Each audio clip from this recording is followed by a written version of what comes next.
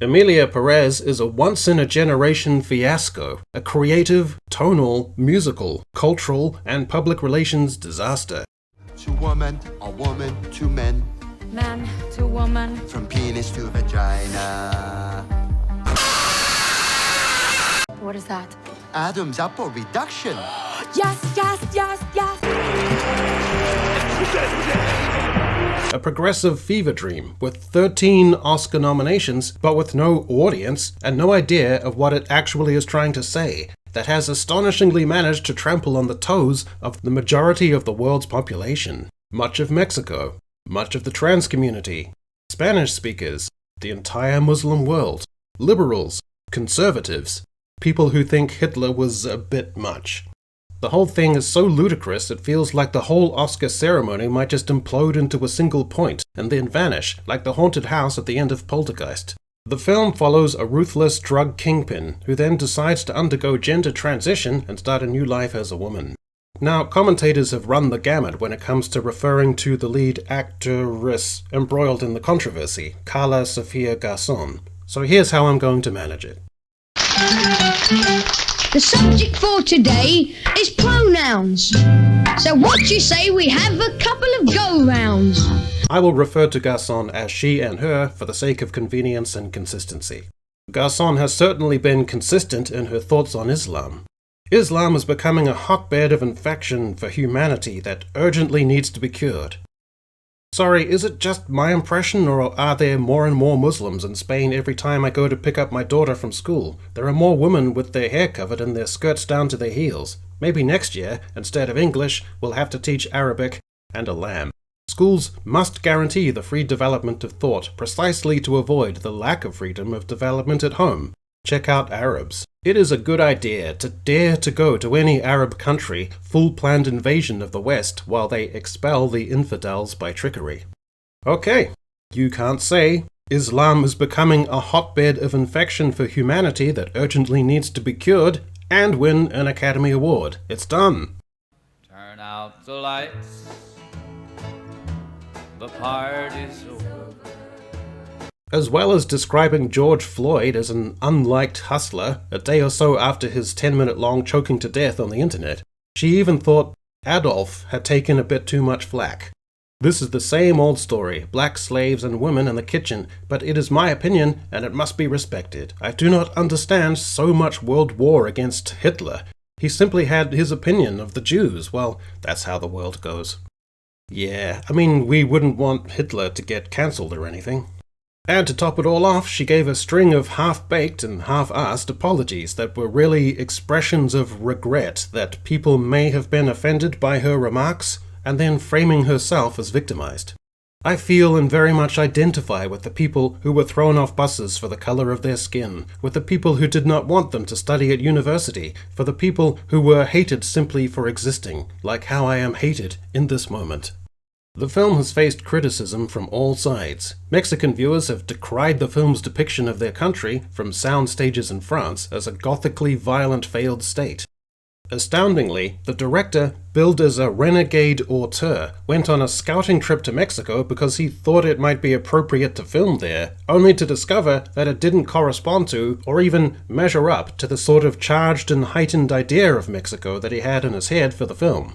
Not enough sombreros, violent shootouts, ethnic consistency, and tequila-swigging hombres he had thought might suit the billing. So he decamped back to Gay Paris to film the heightened, envisaged idea of Mexico on sound stages, to capture the authentic inauthenticity that was his singular vision.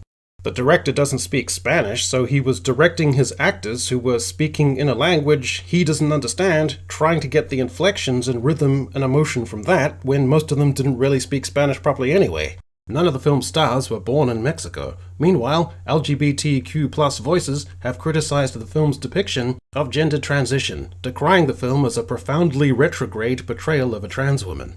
To explain how this figure is still afloat in the Oscar race, despite the madness, I'm going to go through this step by step. Not from my perspective, but what I think Hollywood's muddled, strange, feverish perspective is. So, a paradigm would be gangster rap. A music genre where the lyrics can be blatantly misogynistic. You can rap about having been a pimp, consumed and sold vast quantities of A-class drugs, and sing of incitements to violence against opposing crews. The rationale being that such artists have come from a context where such life choices are heavily influenced by social and community decay, marginalization, a sink-or-swim circumstance, alienation, and the withering, denying effects of prejudice. Circumstances that are outside the experience of record producers, critics, censors, and the broader listening public. The quality and intensity of the music is informed by allegedly authentic trauma, social hardening, and the grievance of experiencing your formative years in neglected projects and in cycles of abuse and dislocation. So, therefore, they have some sort of cultural indemnity, and enlightened liberals can not exactly condone, but feel the onus is on them to contextualize and allow for the rage, resentment, and pithiness of such lyrics as "Go to the fat farm, bitch," "Move, bitch, get out of the way," and "Put Molly in her champagne, she ain't even know it, took her home and enjoyed that, she ain't even know it." The analogy the fecund and septic world of progressive entertainment would enjoin is that if you come from a trans background, you've likely had to go through being transgressed against, through the psychological trauma, internalized societal hatred, impacted mental health, social isolation, and distorting emotional strife. Therefore, from their context, a trans actor might have built up some kind of indemnity where they might get more slack, a bit of extra leeway and empathy, because your controversial remarks and posts might have come from a bad place, where your emotions and sense of self-worth were in a volatile state, a trauma response to the treatment by society.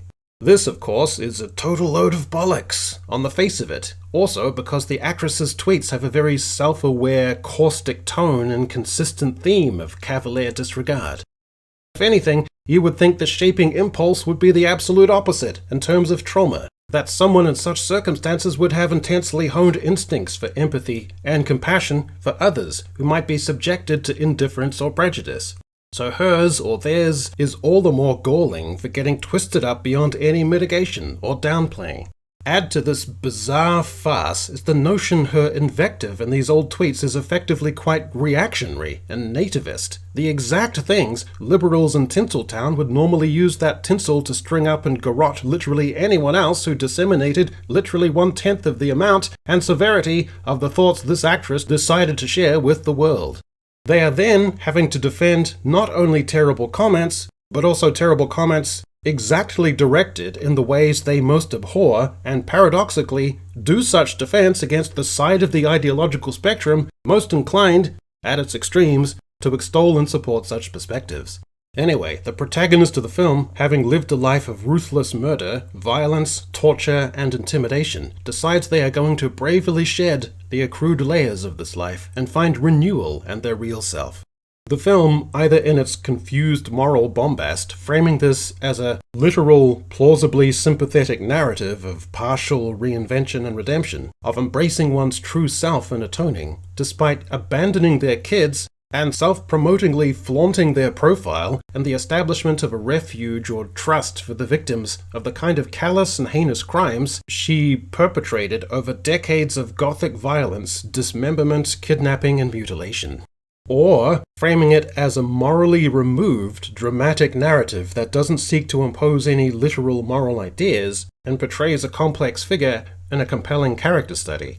Thing is, both of these kind of suck on their own, clearly delineated, but the film doesn't really know what it wants to say, and apparently gets muddled up with both of these things, because the draw to be arty and profound and ironically distant and dispassionate inevitably gets clusterfucked by unavoidable needs to have empowerment and transgenderism portrayed courageously or poignantly, at least at some level. So the whole thing is a mess of incompatible visions and themes that just sucks balls, and yet this demonstrable testicle slurping still managed to accrue 13 Oscar nominations.